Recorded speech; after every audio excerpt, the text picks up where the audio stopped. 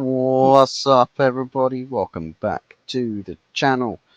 Hope everybody is doing well. We are joined today by a faithful supporter of the enemy for Saturday afternoon, coming from Nottingham.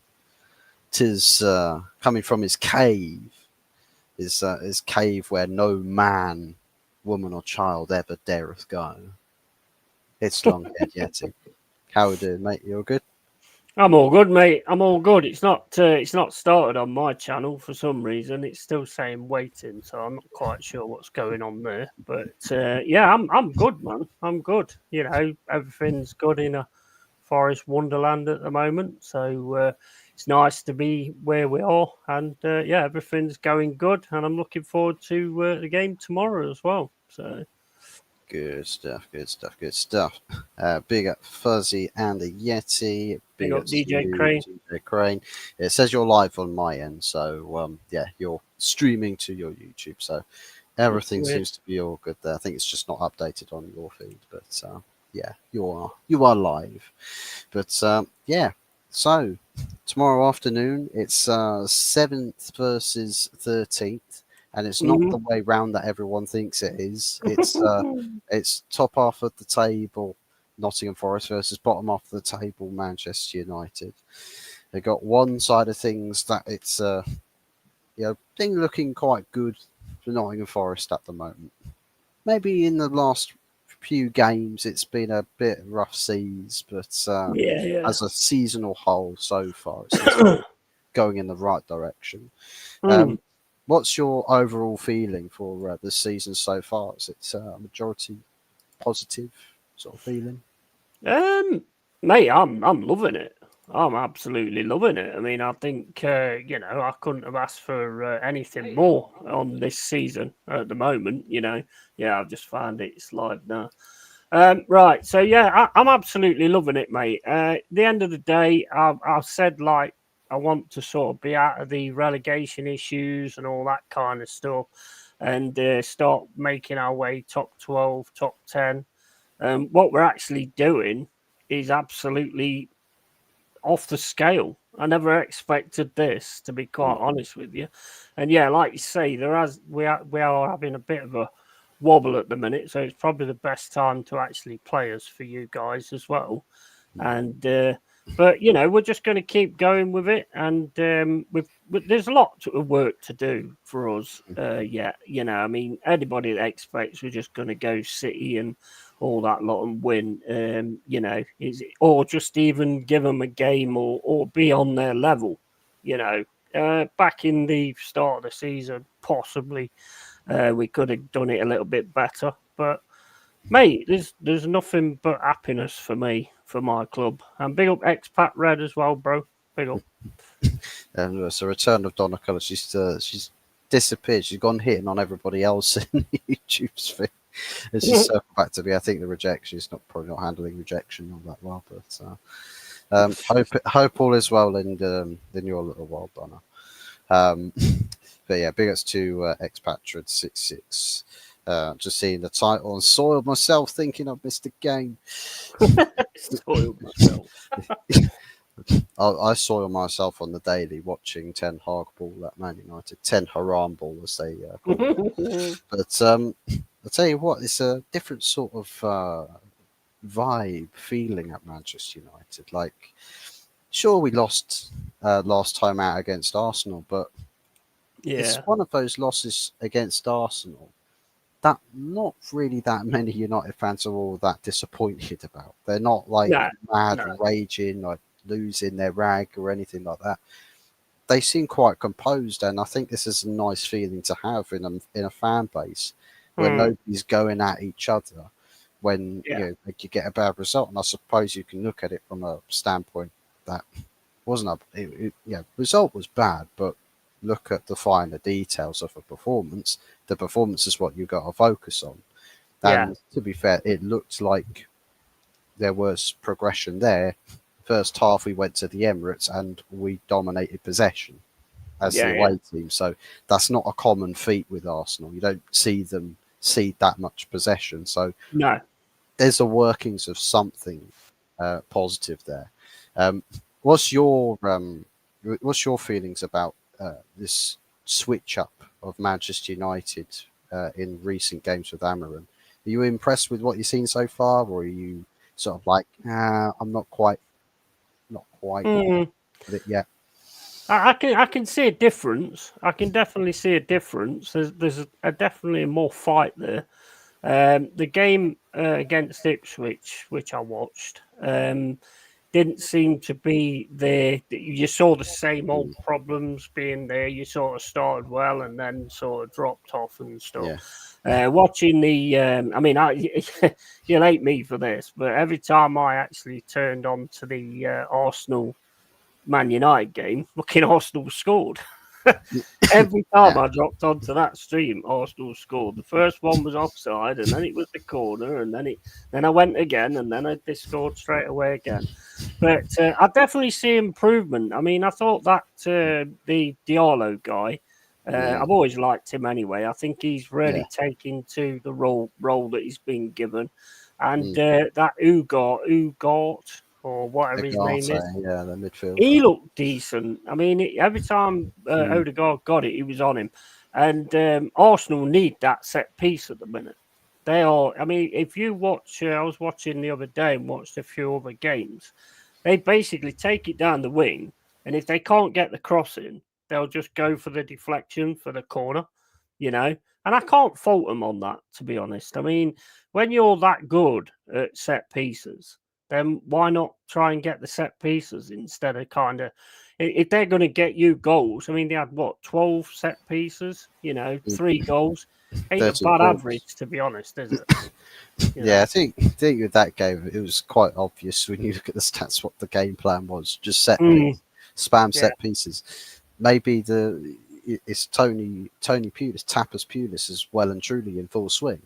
yeah, Like yeah. Lee Gunner called it out from day one. Tapas Pulis, that was Mm, well and truly a prime Stoke City performance. I've like forget windy big up Tuesday Anthony. nights on yeah, the Britannia. Wet and windy Mm, Tuesday night sat at the Emirates. I mean, Jesus Christ. I mean, yeah, surprised they weren't yeah. wearing red and striped shirts, but yeah, man.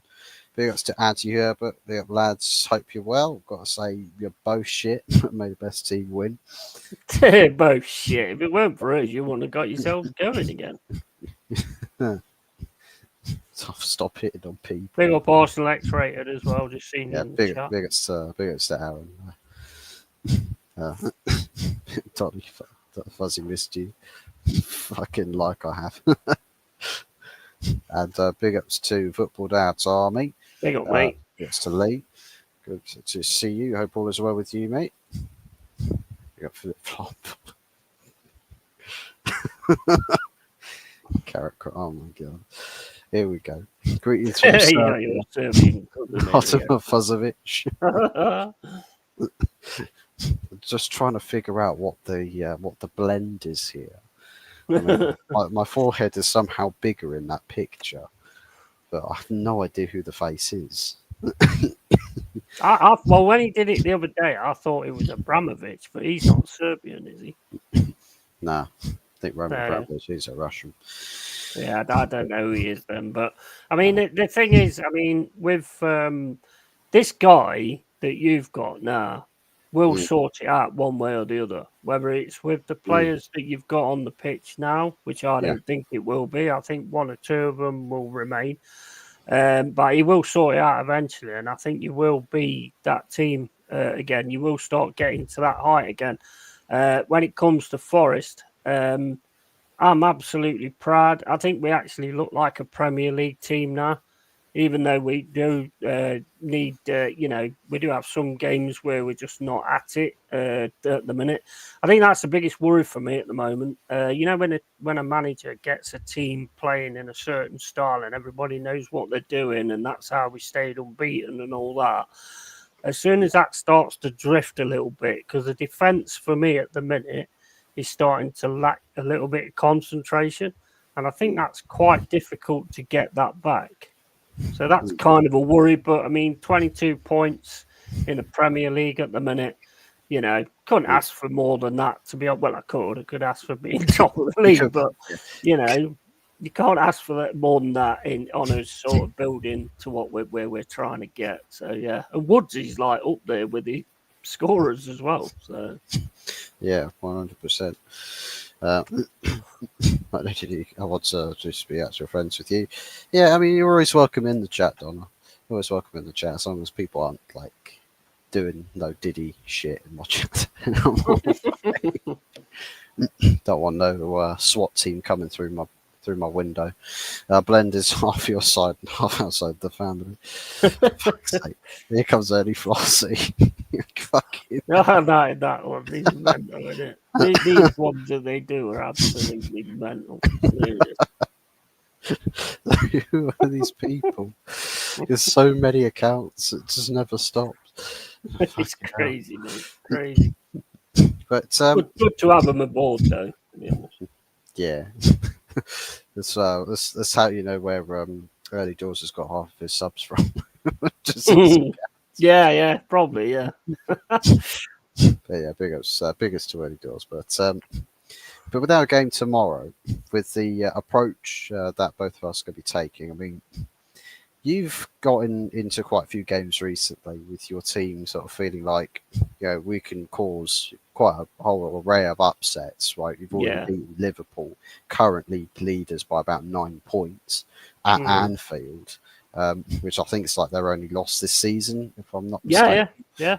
So this like Nottingham Forest this season can absolutely go away to a tough place and get the job done quite easily. Yeah. But with the recent run of games, I mean, Arsenal, we were hoping that there'll be more life in that sort of game. Didn't really plan out that way.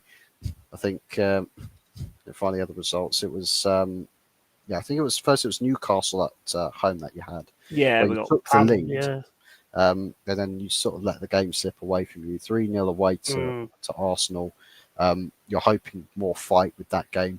You beat Ipswich at home following that, so maybe there was a feeling that things might just get back on track again. Rather than that wasn't like a massive big win though. I mean, that was a little bit. That could have been a little bit dicey. I mean, if it wasn't for the Aina take off the line, and also the Delap took the ball off Chaplin, who was running in to hit it.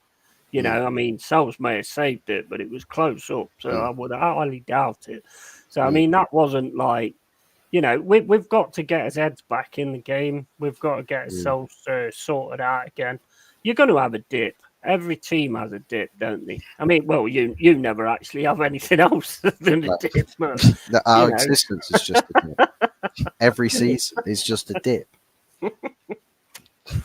You seem to be on a permanent dip, but I mean, but the thing is, I mean, would you imagine it though? I mean, the way we've played this season and some of the players we've got, I think the biggest worry is like wherever we sort of finish, is who you're going to keep and who you're going to lose. Because I mean, I have heard that Real Madrid are interested in Murillo at 80 million, 200 million, which would be great money for us. Great money for us. But do you want to lose the guy? Not really, but he wants Champions League football. So you can't turn down Real Madrid, can you? Let's face it. Well, I mean, we've had our own transfer story linked with Real Madrid, and that's Diogo Dalot. And we've put up quite a big, hefty price of upwards of 45 million pounds, which I've got to be honest, I know a lot of people are saying, no, I wouldn't sell him. If in January you can cash in on a player that, fast. Rewind back to the summer. If you were to sell Diogo Dallo in the summer, people would say, "Oh, I'd take 20, 30 million." Yeah, yeah. He, if Real Madrid can come in and take him for like £45 million, I'm snatching your hand off at that. Of course you are. There's other options that you can get for cheaper that would Mm, have the same sort of impact that Diogo Dallo can have on this team, mm. and the sort of profiles in which Amorim is looking for. There's a whole host of players that he can get out there, and not just that, but the the sort of system he's implementing, the depth that seems to be apparent for all these different positions is that there's quite a few players we've got that have a capability of being like hybrid players where you can play in various different positions Yeah. and still have your own unique impact in that position. And what it's done is the team that we went into this season with, we looked at it with a back four, midfield, defensive midfield two, attacking three, with then your sole striker. I looked at that team, I'm like, there's a little bit of depth there, just a tiny bit of depth. But this all of a sudden, this 3-4-3 comes into fruition, or 3-4-2-1, Mm, and it's like there's so many different ways in which you can play the same team with that system, with yeah. so many players in different positions, and the fact that Mason Mount gets in this team with Bruno playing, Yeah. Amad Diallo can get into this team with Anthony playing. Like there's so many different combinations that we can use with this. So I'm not necessarily going to lose any sleep if Real Madrid's buy him off of us for big money, Yeah, because yeah. that Yeah. can only mean a good thing for the finance sheets going through January transfer window. Plus, you've got an opportunity to strengthen. We're talking to the left side of the wing backs in Alphonso Davies at Bayern Munich. Now, Mm, people have said, well, they're confident that we can get him to sign a new contract, but he's out of contract in the summer, and Man United have gone to say, well, hold the phone. We want to have a talk with you and your representatives. So yeah. that's what they're doing in January when clubs can start speaking to a player under contract within the last 6 months. So I think there's plans at play with Ineos, and the one thing that I got to say that I really enjoy about the future, the potential future of this Man United team is we've got a very good manager of position, very Yeah. good upcoming new ideas, fresh ideas that nobody else has really been specialising yet. Mm, So it's a new type of way of playing, but then the structure and support that this guy's now got with all of the board members above him, there's not been as solid a foundation in club operations since the days of David Gill and Sir Alex Ferguson. Everything else is between now and then was run by bankers and unqualified people. We've mm. got football people qualified, intelligent, and know how Yeah, everything yeah. works. Yeah. So it's like it makes the prospect of where you can have upsets, losses, and going into games and where you're disappointed with the results as such. But you feel like there's a bigger image at play here, and I'm willing to be patient with it. So Yeah. Yeah. it's settled a lot of things down in the Man United fan base, and Yeah, pretty yeah. good to Yeah, I get get positive stuff. that. Yeah, I get that. And I feel like with players, we're going to see players come into form, but Mm. I feel like still need to be sold. Like, for instance, Marcus Rashford scored Definitely. 2, 3 Yeah. goals in a game, and I still think he's got to go. Yeah. Christian Eriksen, since being played in Ipswich, has not been seen again. He's not injured. He's not suspended. Just Mm. don't want to play him. Doesn't got the legs or the firepower. Yeah, well, I mean, that's fair play and all, to be honest. So so in terms of management with this squad and the players that we've got, he's Amarim's been quite clever in No. um, really highlighting the people that are not fit for his system. He's Yeah. playing them and he's exposing where their flaws and weaknesses are. But it's like, because I'm going to be playing this way, you can't keep these guys here because you know they don't fit my system. So the Yeah. board haven't got any other choice but to act on that.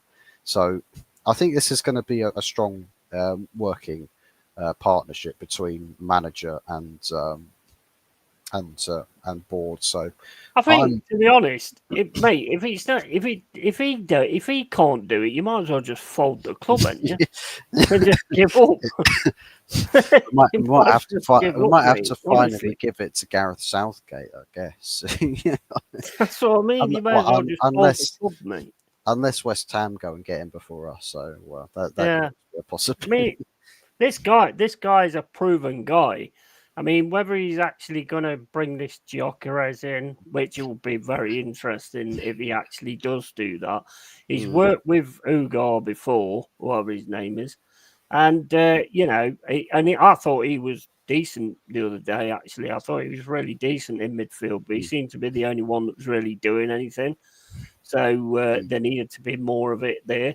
But yeah, I mean, I can see the difference that he's making. And even Rashford's like scoring goals, but again, he's still got that thing where, for me, I'd slap him one. I would, honestly. If I was a ref, I'd be doing the Alex Ferguson ref. I mean, a manager. I'd be doing the Alex Ferguson kick the football boot in his head. That's what I'd be doing, to be honest. Or the Because Cesc Fabregas pizza slides.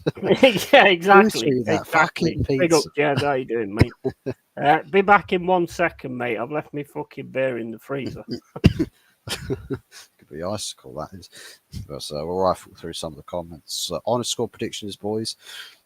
Um, I'm going to go.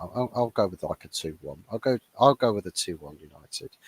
I'm sure Yeti might go with a different scoreline, but yeah, I don't necessarily think we're sort of in a position to blow teams away. But I still think that Forest they're going to have a bit of life in them. They'll come out. They'll come out fighting. Spurs are in trouble. Happy days. Absolutely, gotta love it. Ange beefing with the fans. Fans beefing with Ange. It's a beautiful sight. Like, I love it. My early doors, you Mama Glossy's husband, Mama Glossy. What did you see how Forest cope after their first loft after their run? Um, yeah, I think this. To be fair, give benefit of the doubt is it's a fucking tough run of fixtures. To be fair, like in their last 6 games, they would play West Ham. They won convincingly. Newcastle at home, tough game. Arsenal away, tough game. Ipswich at home, banana skin game potentially. Man City, despite their crisis, tough game away. And then straight after that, Manchester United away. That's not an easy run of fixtures for any team. So, you could expect dropped points somewhere in there, but yeah, it looks like they've struggled to get back on their feet a little bit. Don't know if I had a wrench. Perma-dip, absolutely. I've got to say, I think Forest will win. I remember Chris Wood was on his way to Man United. They were calling in CW7 after Ronaldo. I never remembered us ever being linked to Chris Wood. Maybe if he was like way back in the days of Burnley, but still, Dalot's form. Dalot's form's a bit up and down, to be honest. Is fairly inconsistent. When shall we start to see Amarin ball? Any expectations for us? To be honest, we've started already seeing some of Amarin ball, like little moments with combinations, shaping. We already see it with how we perform out of possession, with the way we set up. The shaping that we hold in defensive scenarios is really, really well disciplined. I'm being quite impressed with the way that they've tried to contain things. Yeah, good point, um, Dal, by the and, way. and defend as a unit. Um, but I think it's just for every game we go through, just hope to see more of it, basically, and score some goals with it. So, what are your hobbies other than football? I'll tell you one thing, though, for us. I'll tell you one thing I won't be doing. and that is if we go 2-0 up, I will not be coming into your chat and going, we're going to score one more than you. If you go 2-0 up, don't worry about PTSDs that might strike you. A few warnings just there. What I do hobbies other than football, just a bit of gaming, sleeping. If I'm not doing either one of those two things, I'm working. Sleeping's not an hobby. Sure, it is.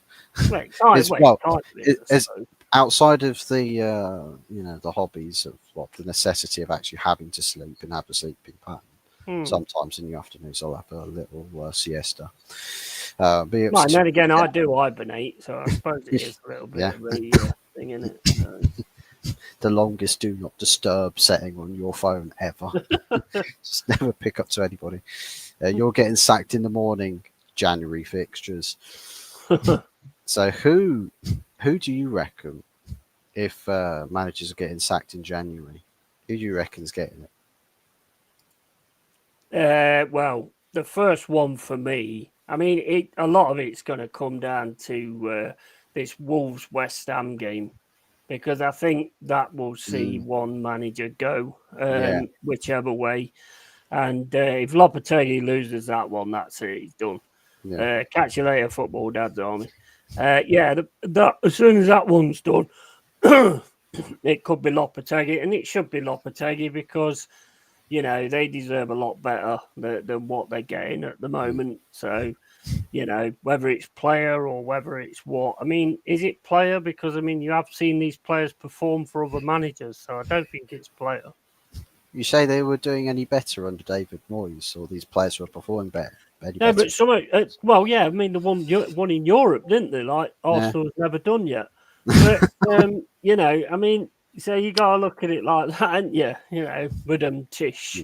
And so basically, he did have them playing at times. There was at one point where they was really doing well up near the top.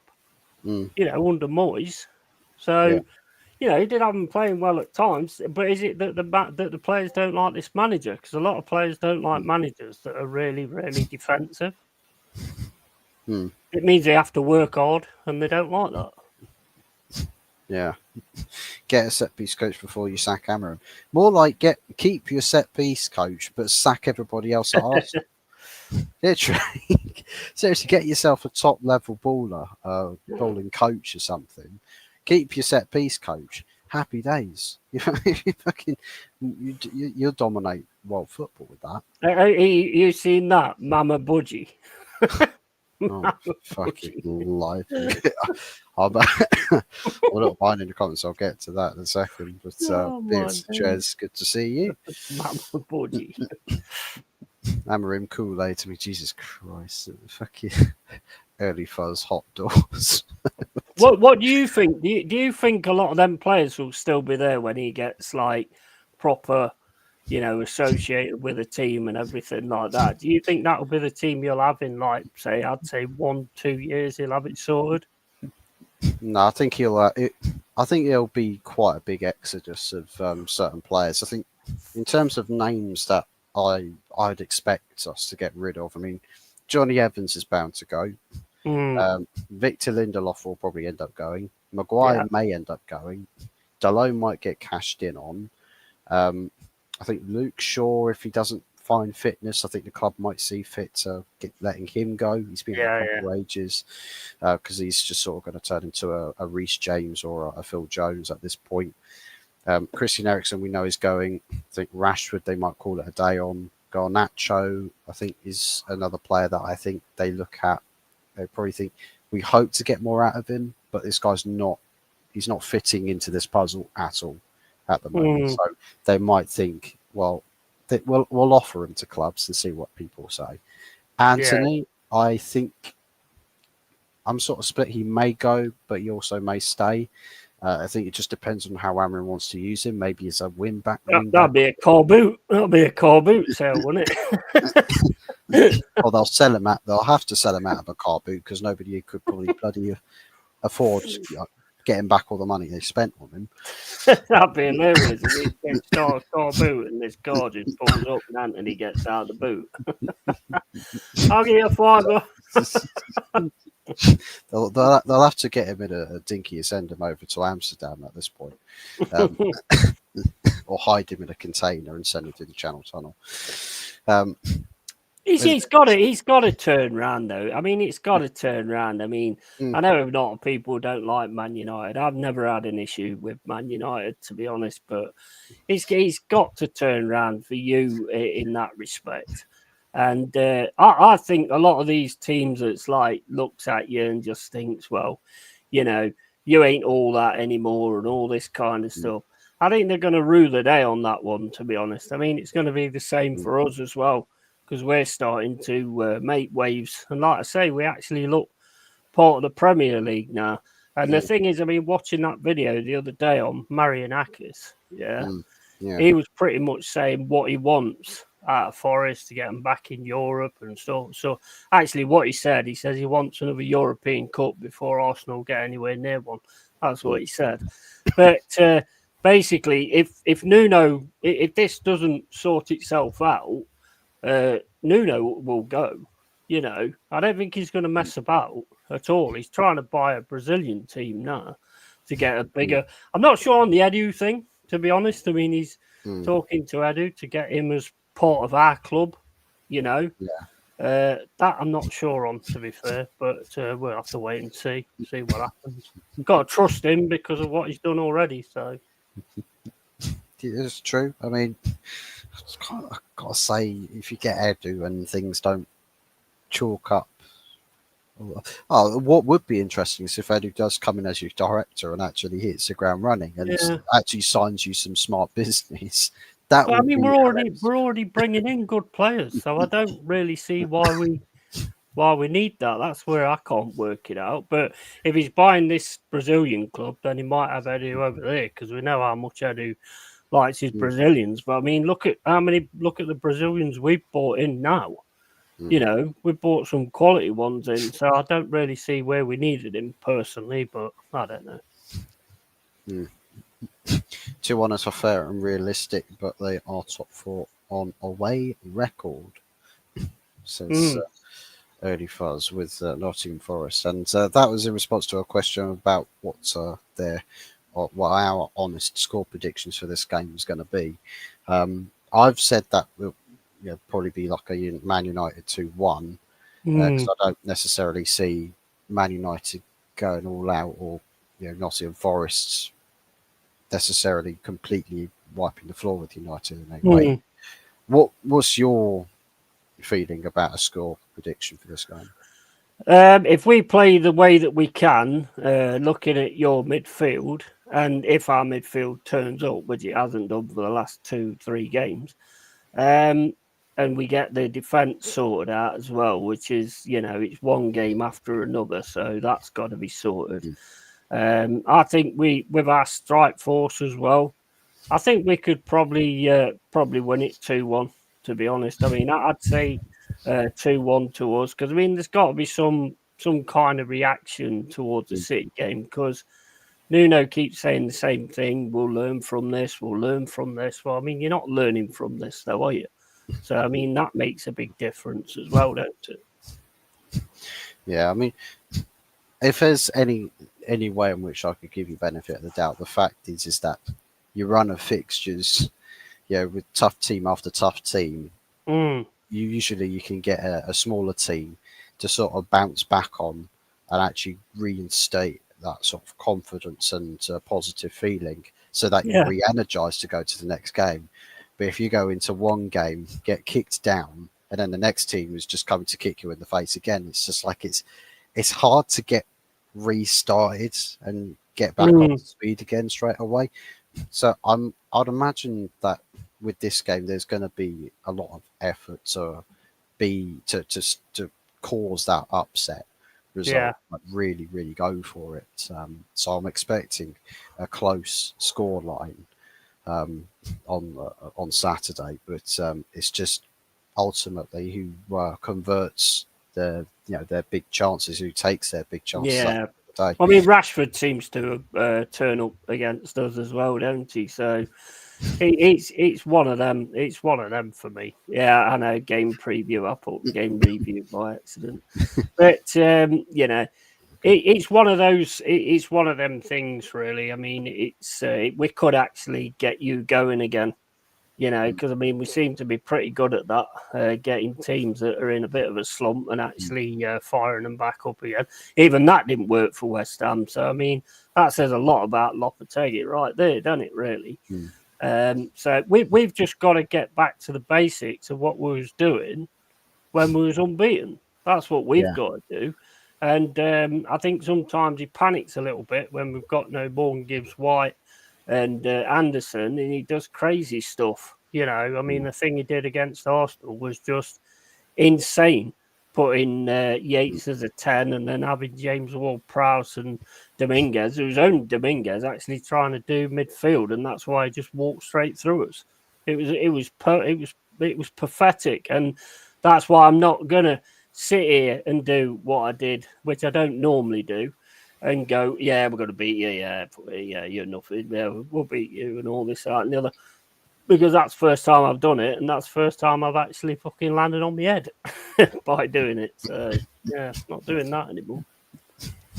Yeah, I suppose with this game, it's you could say it's a must-win for both of us. I mean, the crazy thing about what the table reads at the moment, we're down in 13th place, and it's just like, Jesus, is a win going to really move us that far up the table? Well, if everybody between us and Brighton fails to win their games and we win, we jump from 13th to 6th.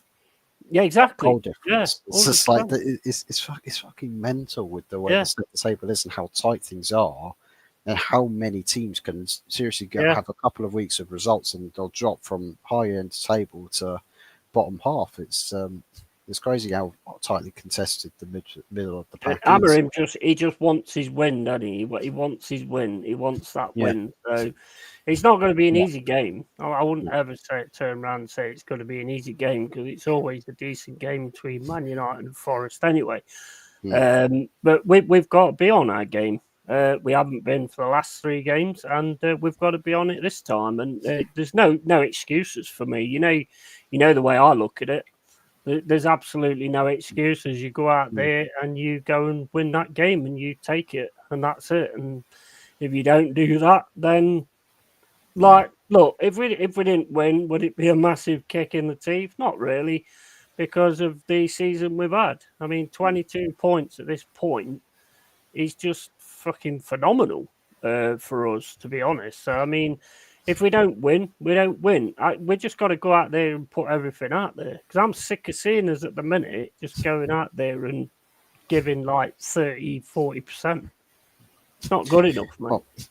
Well, out of your full seasonal record, you've had 4 losses so far in the Premier League. 3 of them have come in the last 4. Yeah.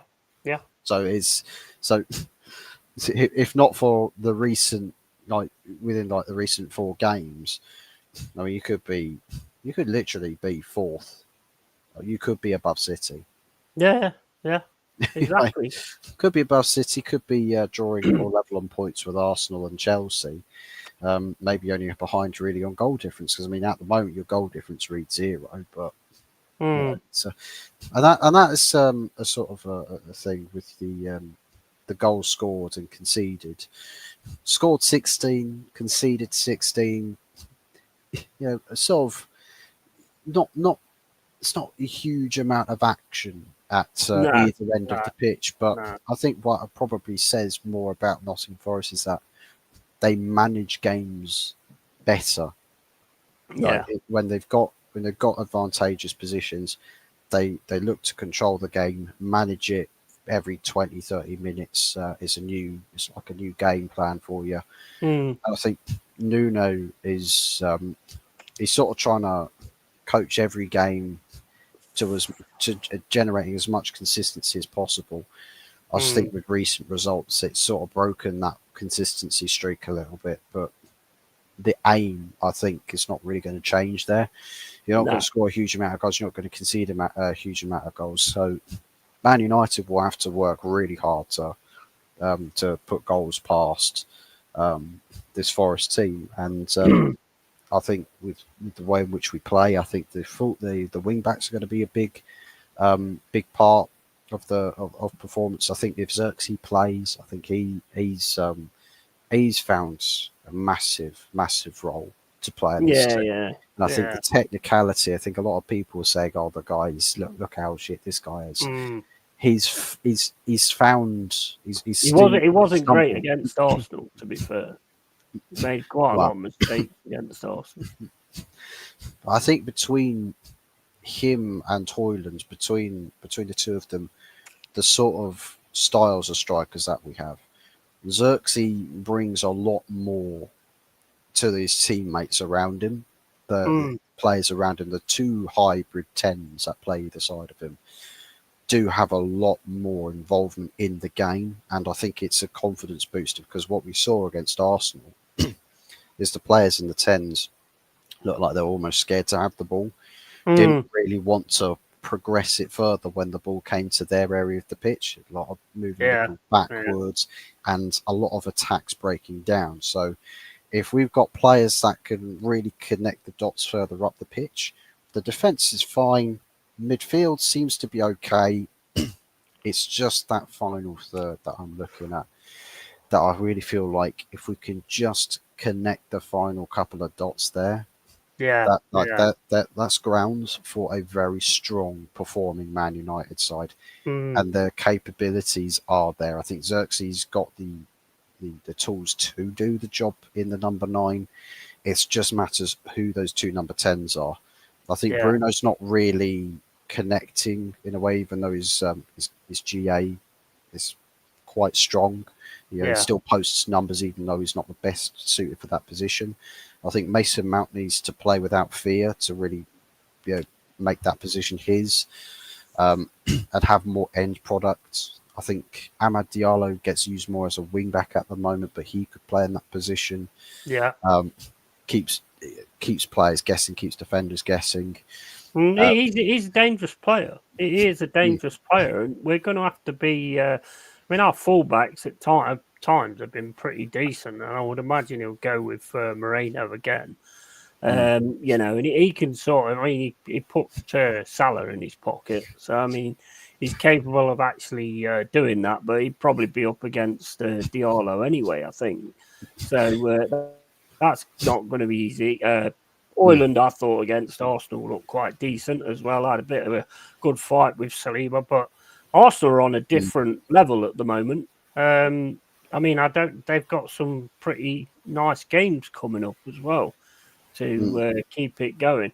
But they're just on a different level. You can see it. You can. I mean, obviously the international thing, however the controversy goes, that obviously helped them a lot as well. But yeah, I mean, you know, you've got to give credit where it's due. And at the minute, they're looking bloody good. But whether they could actually catch Liverpool, but I mean, besides them, fuck them anyway. It's about our teams. But you know, I think we're both gonna start to rise eventually. I think he's gonna get it right with you guys, whether it be Nuno or what. I think we'll actually start to rise as well and start actually trying to make a difference. We've just got to keep the consistency, basically. mm, absolutely. I think with the thing I've noticed with the fullbacks of the oppositions is that a lot of the time there's a lot of focus of pressure, high press on the fullbacks, and the ball goes out into those wider channels. But I think it's going to be tougher, especially with two hybrid tens. You almost draw with how close the front three can end up playing. It does draw fullbacks in, and Yeah, that's where yeah. your wing backs can, have acres of space. I mean, I think it was against Arsenal in the second half where we were ignoring a lot of positional plays. Amad Diallo was in so much space, and he Mm, was one ball away from absolute chaos yeah, for the Arsenal defence because they'll have to, fly back and try to hold shaping and prevent crosses or in swinging balls. Um, I think it's going to matter what the fullback, the wingback selection is going to be. I think Diallo as an attacking option on the right. Malacia is another player that I'm quite impressed with for a guy that's been out Yeah, over a yeah, calendar year, and he's yeah. come in and he's taking that position in leaps and bounds. I knew he was good with Feyenoord's wing back position, but after that long out, not too sure about how he feels about his own body, because I think in a first couple of games he played with the under 21s, Mm, he looked uncomfortable on the pitch because he's just like, I don't trust my body. yeah, yeah. To be honest, he's looking more and more like himself and a very good version of himself. So Malacia, I do hope he plays again. I think Mm, it's important to manage his minutes. Um, Same thing goes for Lenny Oro, his first competitive debut, mm. and Trossard is the guy that he's up against, and not really posed any problems at all. So Lenny Oro, I'm looking forward to seeing him play. But again, it's going to be minutes managed. How that's going to work, whether he's going to be a player to come off the bench at some point tomorrow, or whether he'll start and get to a certain point before being taken off. Um, and Harry Maguire, for as much as I give him an absolute teeth kicking Yeah. in the centre of a back three, he looks comfortable in a Mm, high line. Like yeah, he looked comfortable. yeah. So yeah, there's a lot of good positives with the individual side of things, but I need to see a good performance from the attacking part of the team, because it's all well and good defending and keeping Nottingham Forest out for a Yeah. prolonged time, but you got Oh, to take. like I've said before, it's all about mentality. I Mm, said that before, if you remember, and I got like a lot of flack for it. But mm, football is massively about mentality. You know, there's no point, as I've always said, there's no point having a tactic that only works when the player presses at a certain time. If that player's not up for pressing at that certain time, then your tactic don't work. So it's all going to come down to the fact of who wants it more. Uh, we should we should want it more. Well, actually, no. I mean, you guys should want it more as well because I mean, it's Manchester United. It's at Old Trafford. You know, so I mean, to me, it's all going to come down to that. I think midfield's going to play a massive part in the game again. If we can mm, manage to set the trap that we normally do, which again is kind of got worked out a little bit. I think it's not kind of working too well at the moment. But you've got to come up with something else. And it'll come down to the fact of will we press? I mean, we didn't really press against Manchester City. I mean, Nuno said that he was impressed with the press, and I was like, "What fucking press? I never even seen any press." We was just, I hate when you stand off players who's got the ball. mm, I hate it. I can't stand it. Get in there, try and win it, do something to try and change the game or something like that. And it's all going to come down to that. We've got to get our heads back in the game and get that feeling we had before, you know, and start moving on. But again, as I've said, what we've done so far and the season that we've had and how the season's going to go and the fact that we should not be anywhere near bottom three. We shouldn't be having any of those issues or anything like that the way some of them are. So basically, you know, it can't be anything than up for Forest at the minute. mm.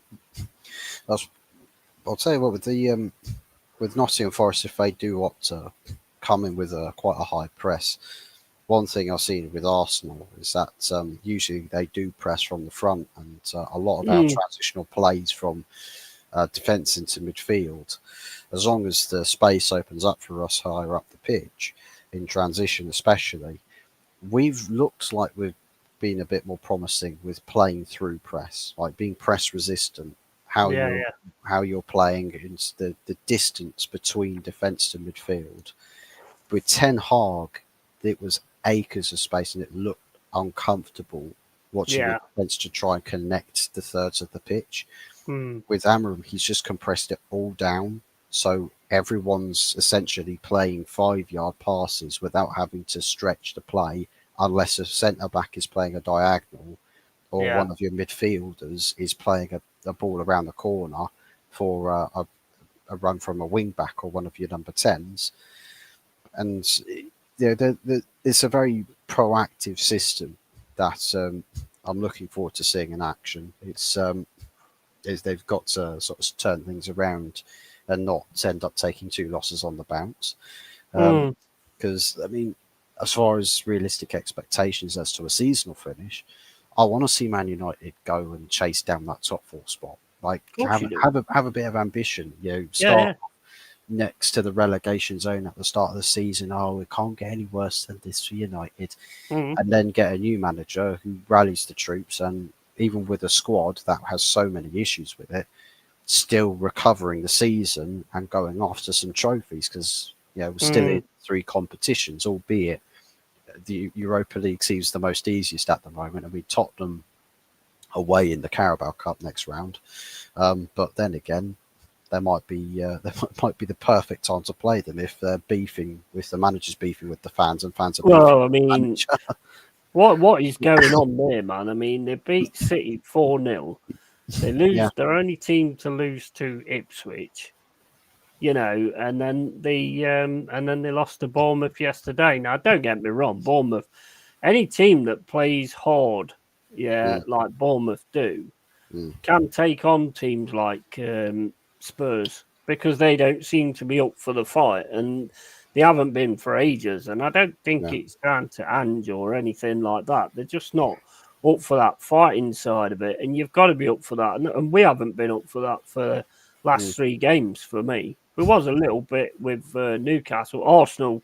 We may as well not have even been there. To be quite honest with you, I mean, we cleared three chances off the line, so that could have been an even worse score than what it was because they just ran through us like nothing. If we turn up like that tomorrow, then we're going to be up for another hammering, and we don't want 4 games loss on the bounce, mm, you know. So it's one of them, really. You don't want to lose. We don't want to lose. We need to turn up with the intention of not losing and mm. win the bloody game. But I mean, I saw signs from Amarim the other day that he was getting a little bit frustrated and a little bit Mm. annoyed. Did you see it where he was on the sidelines and he's got his head in his hands? You know Well, what I mean? well, it's his quotes, right? With when he came into coaching for the team, it's like there's certain things that I should not have to be coaching these players with. They should have it already See, understood. he's already saying it, then, isn't he? So he's already he's basically saying like certain players who just don't have it, or the absolute basics in football Mm, they don't understand. I don't want to be coaching people who don't understand football. And yeah. some of the players at Manchester United, let's all be completely fair, Mm. some of those players don't understand football. And So some of them could also react badly to that as well. Because you've seen how they react to these kind of comments and stuff like that. Because I don't think Amarim's the kind of manager that wants to have the press in his face all the time. But I no, don't think he realised that when he actually signed here, because that was one of the first things he said. Was I've done more interviews mm, since I've been at Man United with the press than I have in my entire career with Sporting Lisbon. So it's a completely different story. mm, So the press is on you all the time. If you're not doing well, they're on you. If you're doing well, they're on you. So I do think I do think he'll do well. I hope not tomorrow. But I do think he will get it sorted eventually. He's got to get it sorted for fuck's sake. I mean, mm. how long are you going to carry on like this? He's got to turn at some point, surely. Well, I'd say if there's anything to paint expectations with, we've already heard the comments from Omar Barada saying that he expects Man United to be winning the Premier League title by at least 2028. Mm, If you can win it before then fantastic. It means we're on track. Um, then that guy with this appointment of Amarim, thinking about, well, if Amarim's only here for like three years or so, that's right on the door of the cut-off point of title expectations. So Armand Yeah. Barada has appointed Amorim with the impression that this guy has got what it takes to get this Man United team winning Premier League titles. So this has essentially, you could say, with Amorim, this has to be the guy. Yeah. Yeah, exactly. It's gotta be. It's gotta be. So I'm relatively optimistic with that, rather than looking at it like, oh, that could backfire. I'm thinking with the team that's there, it's one of the best like boardroom structures of any club in the world, the most highest prestige. So you'd have to say more fingers point towards this thing working out than it not. But looking at what needs to be worked on right now, there's so much to go through. It feels like even though the journey is long, you just have to keep thinking, yeah, we will get there though. It will happen. It will click for us. Like Yeah. those glory days will come back for us. Um, so I'm relatively in a sound headspace with Man United at the moment. Question to both: what are your predictions? I think we've both gone with like a 2-1 for our respective Two teams. one either way. Two one either way. But like I say, if we go in the lead, I'm not going to be doing the old. We got more goals than you, whatever. They score one more than you. I've learnt my lesson on that one. It sure does come in after 3-2. Go, we'll concede one more than you. That's it. I've definitely learnt my lesson on that one. That was the worst ever, to be fair. Since I've been streaming, that was embarrassing. It's not even the point, really. Yeah. But yeah, I mean, look, at the end of the day, Woodsy hasn't scored, so basically he's going to be on. He's on quite good numbers at the moment. But then again, you've got Slabhead as well, who he could probably sort of like, because Woodsy's not the fastest of players. It's the way we play around him that's going to make the difference. And Morgan Gibbs White's looking better every time. I'm hoping he goes in midfield with Anderson, Morgan Gibbs White, and Yates. Even though Yates had a shit game against City, he weren't even involved in it. I don't even remember. I think I mentioned him once in the old watch along, which is quite unusual. And hopefully he kind of goes with that, because I do like Anderson. I think Anderson is a great pickup for 35 million. I think it was an absolute steal. And Morgan Gibbs White gets better and better. So I think it's going to be an interesting game. I think it will be midfield where it's won, personally, because it's got to down to midfield whether you get to your wing backs. We've got a great counter attack as well, 2 or 3 passes and we're in. Although that's not really been working either at the minute, but we've just got to sort through it, and we've just got to get it going again. We did it before, so we know we can do it. It's just, can the manager actually get them up to that standard again? But I mean, if he can't, then he won't be the man in charge, because what Marianakis said the other day, he ain't going to accept anything else. I feel like with especially with Man United's case, from an effort level standpoint, we did criticise under Ten Hag all the time. Players with the abilities to switch it off and on again. With Amorim, I've not really seen players, apart from 1 or 2, as a team collective, switch off. Yeah. Like they've constantly been there, constantly been trying, constantly been pushing to make a difference on the pitch. From the way we can always pick out the positives from each individual's performance, rather than sitting here and just saying everyone was shit. Like it doesn't blend. Like you can pick out all the key positives from individuals in the team. So I know that Forest, even though we expect them to come out fighting, at the same time, us as Manchester United, we expect to go out fighting. So it's going to be 2 teams that will massively contest this game. Yeah. A lot of, I think maybe a bit of a scrap, maybe. Yeah. I mean, I think it'll come down to that. I mean, if you look at Amarim as well, he looks like he's got an underlying sort of temperament as well that we haven't really seen yet, and that is what these players need, because we all know that these players can just like they get mollycoddled far too much as Man United players, in my opinion. And one or two of them need to be sort of told, you play for Manchester United. I know they've probably been told this many times, and I think it's probably going to come down to that, unless you actually start to turn it around and actually get. Because, like you say, if you win tomorrow, I think you're on 22 points, which is exactly the same as us. So, I mean, it's not as bad as it looks. I mean, what about if he, say, for instance, I don't know, say you finish where you are now, and he wins one of the cups? What would your thoughts be on that?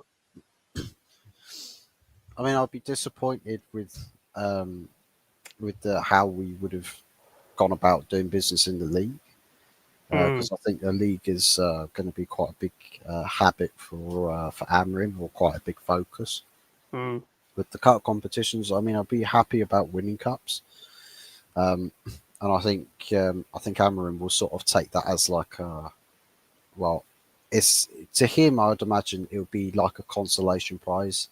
Like, I'm not going to go parading this. Like, look at the cup I won. Look at the cup I won. He's going to think, Yeah. I won this cup, but that league performance was, yeah, that was pathetic. Yeah. Like, that's got to improve. So he would Mm. focus on that. And I think that you could say that dynamic would be different from what Ten Hag perhaps had in his mind, because he likes to go on about, oh well, I won 2 trophies. It's like, Mm. yeah, but your league standards were crap. So Do you think he'd be looking at a few like Sporting Lisbon players to bring one or two of them, like he's like mainstays? Do you think he'll be looking at one or two of them to bring over? um, whether he's the one looking at them, I'd imagine that he won't be against if Man United do go out to sign a couple of Sporting players. Mm. But for me, I think he's more concerned about the players that are here currently, the ones that he can establish as those that are surplus to requirements, but the ones that he's like, yeah, I can get something good out of this. I think that's what his massive rotation's been all about. Because some people have said, oh, he rotates too much. I'm thinking, no, he's rotating perfectly for a guy that's figuring out his squad, Well, exactly. Yeah, that's what figuring you out do, isn't the it? Yeah. players that he can trust, the players that will give everything, and the Yeah. players that don't fit the system. So Exactly.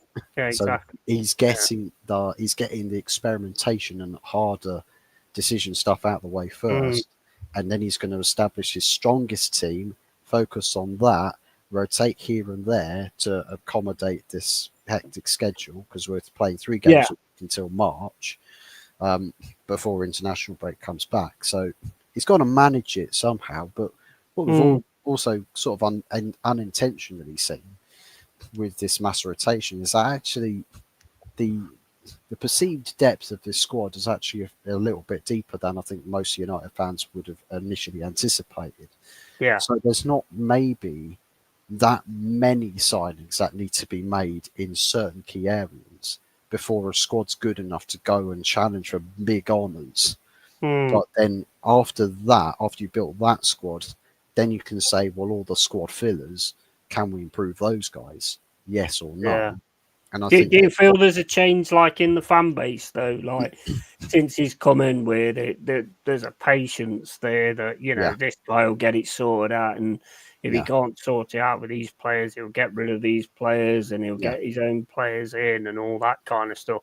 Because you can't really judge him until he's actually got his own, players in there. I mean, he's got Ugo, who basically used to play for him, I think, didn't he?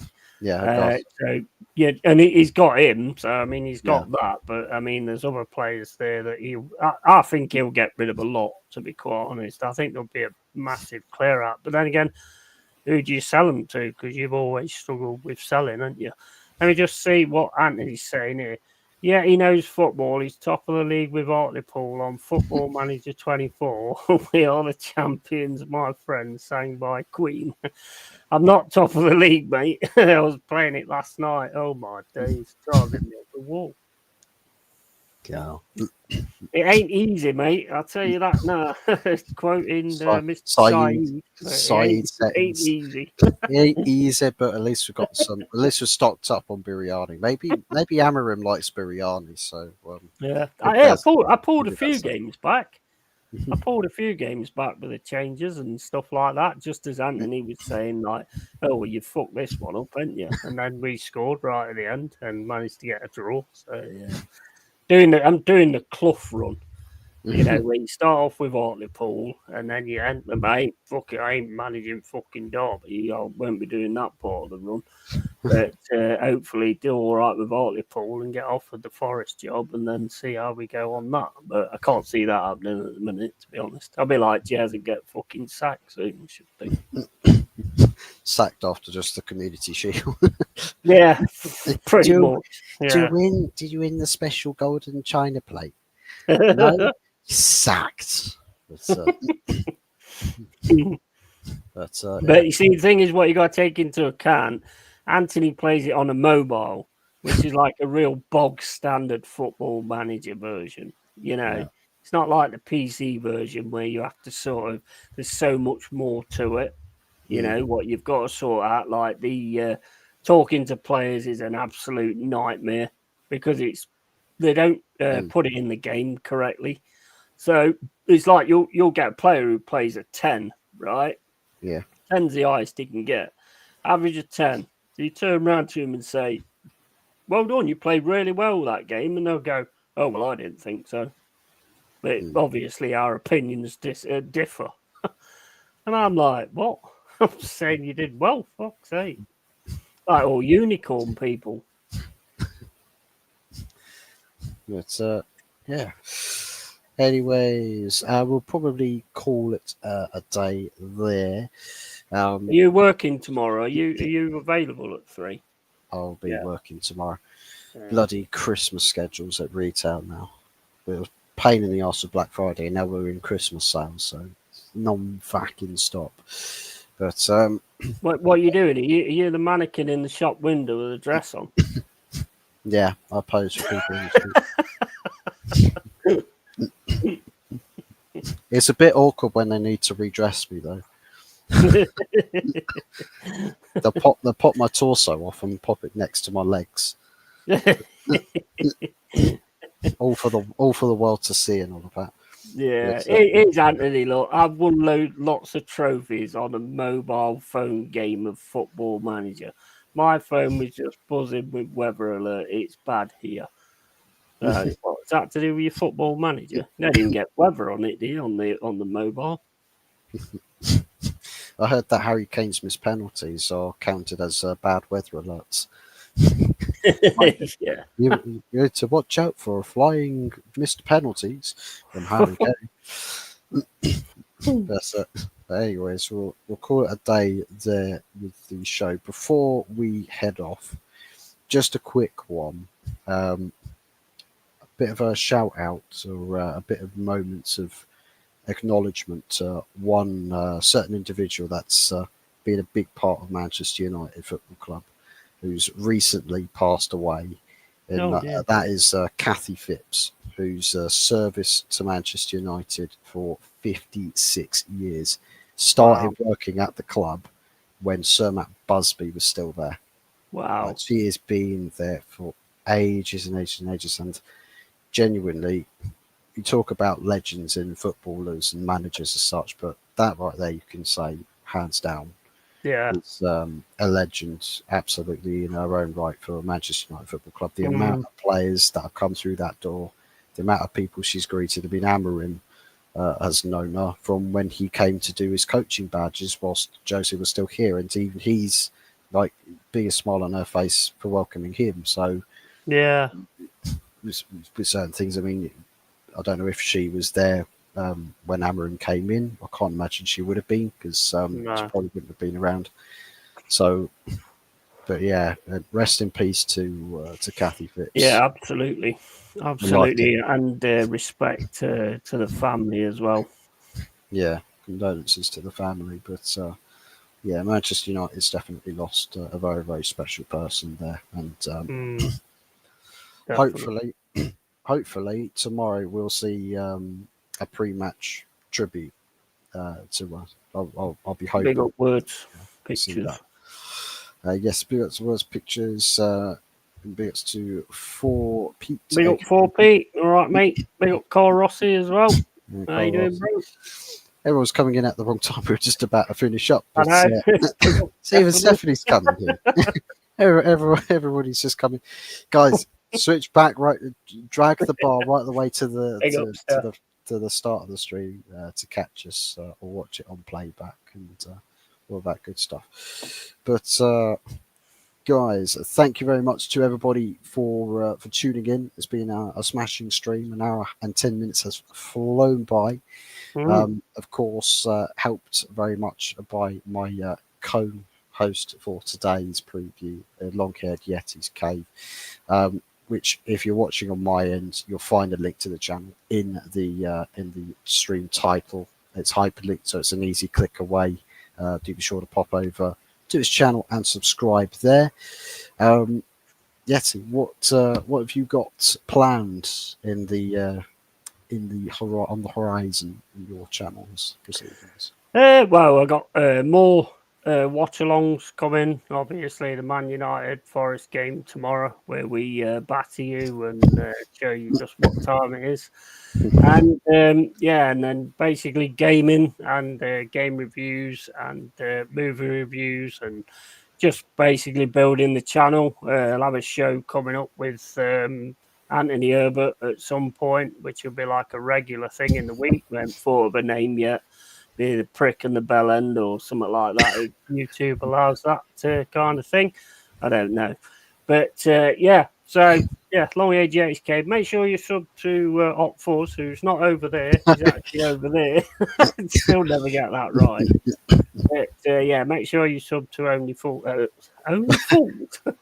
Make sure you sub Only to Fuzz. Op4s. Who needs Only Fans? Have only Fuzz. Only Fuzz. There you go. Yeah, make sure you sub to Op4s if you're in my channel. And yeah, just fun, mate. having chats with the people in the chat and stuff like that. On the Anthony show, probably have a few people coming onto the channel as well for like a few minutes, have a chat and things like that, and get to know all the dwellers and things like that. So yeah, cheers for having me on. And yeah, lovely, appreciate it. And maybe Saturday night, if you're around, could do a match review. I might do the final whistle if you want, and then we'll share that. Yeah, do the final whistle, and also expect to see us on me especially on Sunday night takeaway show on the day after.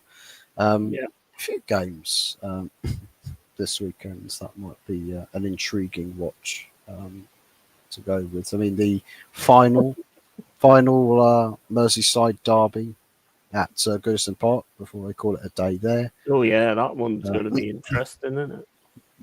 Crystal Palace, Man City's bogey team. Will they send them back to crisis settings? I hope they do. I hope they do. And then Sunday, Fulham versus Arsenal. Going to be an upset there. And Tottenham versus Chelsea. Oh, that's a good one as well, isn't it? If Tottenham, I tell you what, if Tottenham turn up and play how they did against Bournemouth, it is curtains for them. Yeah. First half, GG's, game over. Half time whistle, definitely. Make it the full time whistle, mate. Definitely. But and then of course Monday night, El Sakiko. Who gets the boot? Lopetegui or Gary O'Neill? Yeah, definitely. Yeah, might do a stream for that as well. To be honest, do a sack along. And Anthony says only if I'm the prick. Well, you're always the prick, mate. Can't go without saying. Fuzzy Yeti legends. Big ups to Stephanie Griffith as well. Thanks for tuning in. But yes, thank you to everybody for watching, and those who have smashed the likes and also subscribed. Gained a few subs today, so lovely, lovely stuff. Thank you very Nice. much for that. And yes, expect to see us back here again tomorrow after all the proceedings have been fulfilled, all the said and done. I will be looking back on some of the games for this weekend. So yeah, looking forward to it. Once again, thanks for joining me, Yeti. Yeah. And everybody else, enjoy your Friday Just one nights. more thing, Fuzz. Just one more thing, mate. Keep it real. Keep it yeti. Everyone who's in the cave, make sure you sub to this awesome guy, Fuzzy. And make sure you get down to where he's working tomorrow as well and see him in a dress in the window of his shop. You know, make sure you get Been some video as well so you can post it as a short. I've actually, you know what? I actually joined TikTok the other day. Yeah. oh And boy, I've put loads of shorts on there, and nearly all of them have got like tucked down, banned or whatever. they've all got like mature ratings put on them straight away. So yeah, we're on the right track, I suppose. someone's been watching your YouTube channel over I to think they TikTok. have, mate. Yeah, I think they have. But anyways, have a good evening, everybody in the chat, and we'll see you again tomorrow. And as we say Yep. on the Good, the Bad, and the Ugly, it's for the greater good. The Take care, greater. guys. Bye bye.